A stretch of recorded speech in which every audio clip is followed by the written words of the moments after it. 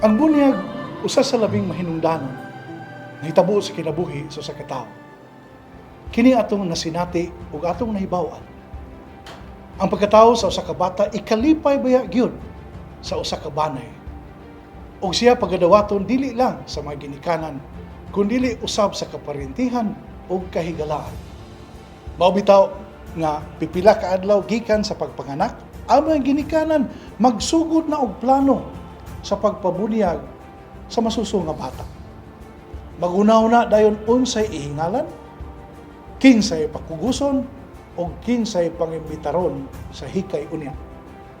Matag paryente o higala malipay gyud nga mahimong manghugos o sponsor sa bata nga pagabunyagan. Madako man o magamay ang kumbira, ang kasaulugan magpadayon gyud. Ingon niya na kapililhon ang bata, ilabi na sa Pilipinong banay o panimalay. Sa tinud-anay ang bunyag sa usa ka tawo, mabata man o tigulang, may usa ka butang nga angay gayud nga pagasaulugon.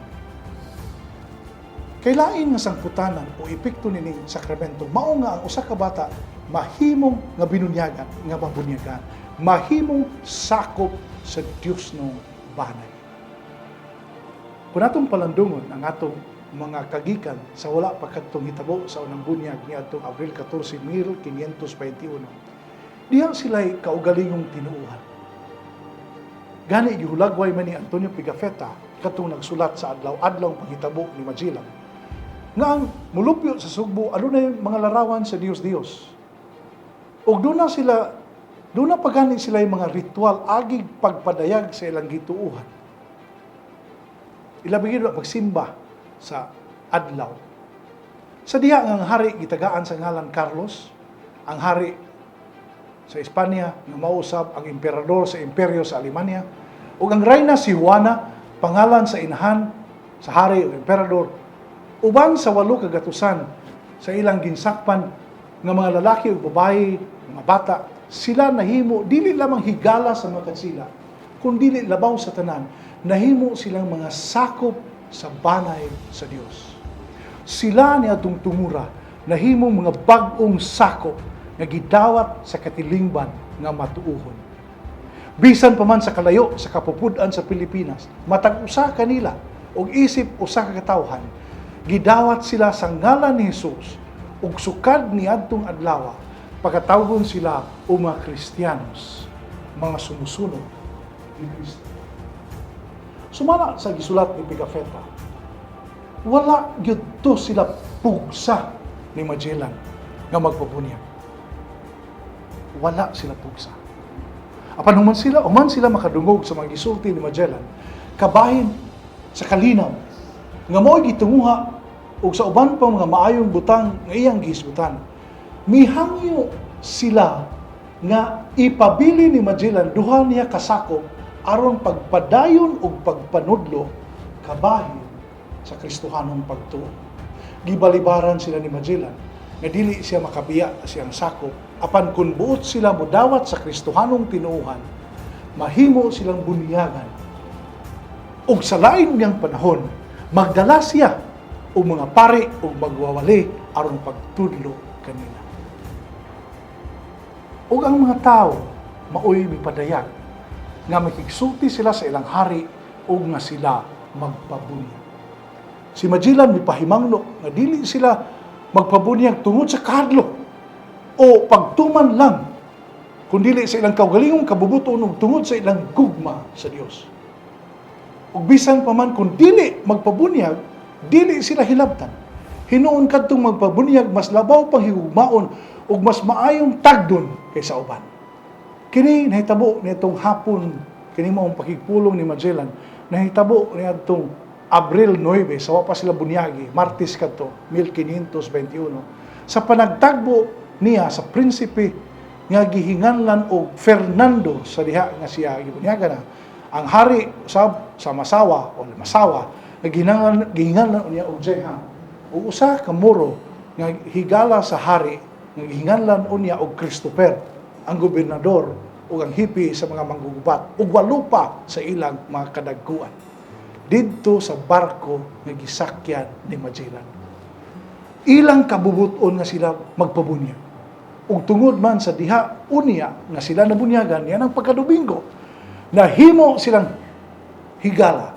Dili lamang ni Magellan ug mga kauban, mga katsila, dili lamang sa hari sa Espanya, kundili sa katilingban nga matuuhon ni Kristo. Sa ilang kaugalingong kabubuton, nahiapil sila sa Diyos nung banay. Maubitaw nga sa pagsugod pa mismo sa kasaulugan sa bunyag, ang pari nga mubunyag, mahinangpon gyud nga muabi-abi, pinaagi sa pakigpulong ngadto sa pagabunyagan, sa ginikanan, sa nangugos, ug sa mga nambong. Isip timaan sa pagdawat sa pagabunyagan, diha sa banay sa Dios. Siya usab, ang pari, mupahinumdum sa tanan, sa kalipay nining maong kasaulugan. Unya iyang kurusan ang agtang sa bata, human ang mga ginikanan o ang mga nangugos, agig pagtimaan sa pagdawat ngadto sa katilingban sa mga matuohon. Munang kurusan ang agtang sa bata. Pagkanindot ba yan ay nga palandungon, nga mauday kini ang mahitabo sa tao o bata nga pagabunyagan. Ano man? Dili na kita mag-inusara. O dili kita, wala kita mag-inusara sa itong pagpuyo dining kalibutan. Dili yun unta di ay ta mawala kung unsay atong pagalaktan sa kinabuhi. Dili yun unta ta maglibog asa kita mahisako. Kay diha sa bunyag, gidawat man kita sa Diyos ng banay. Nahimo kitang mga anak sa Diyos, mga igsuon ni Jesus. Maanindot nga gasa ng kita nahisakop sa pamilya, sa banay sa Diyos. Pansubo na palandungan, nadaghan ka natong mga Kristiyanos, magpabunyag man sa ilang mga anak, malipayon man, apan sa lain ug dili tin-aw nga hinungdan. Dako kayo ang kabudlay sa pagpangandam. Karon gani daghan kayo na postpone tungod sa COVID-19, wa pa mabunyagi. Mga bata, dagko na kaayo. Pangandam sa kumbira, sa kalingawan, sa kidaganon sa mangugos, kaon o inom, apil na gani, unsay ihingalan sa bata, kay lagi maumay na anda.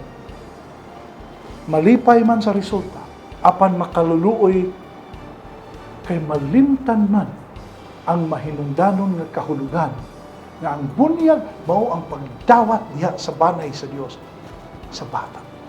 Pag-umsakop sa katawhan sa Dios. Dili gid unta ni makalimtan. Kay mao kini ang hinungdan ngano nga dinuyugan gyud sa kalipay ug pagmaya kining katilingbanon nga kasaulugan. Mao gyud ang bunyag katilingbanon gyud nga kasaulugan. Kasaulugan sa kinabuhi na mudawat. Minaw kita nga ubos sa panalangin sa atong Dios. Diha sa atong mga pangandam o pagsaulog sa unang bunyag dinhi sa atong nasod, mapalawom pa ang atong pagsabot nining maong sakramento aron makapadayon kita sa unahan isip katawhan na ginasahan sa grasya sa pagtuo ug malipayon na makapaamon sa uban.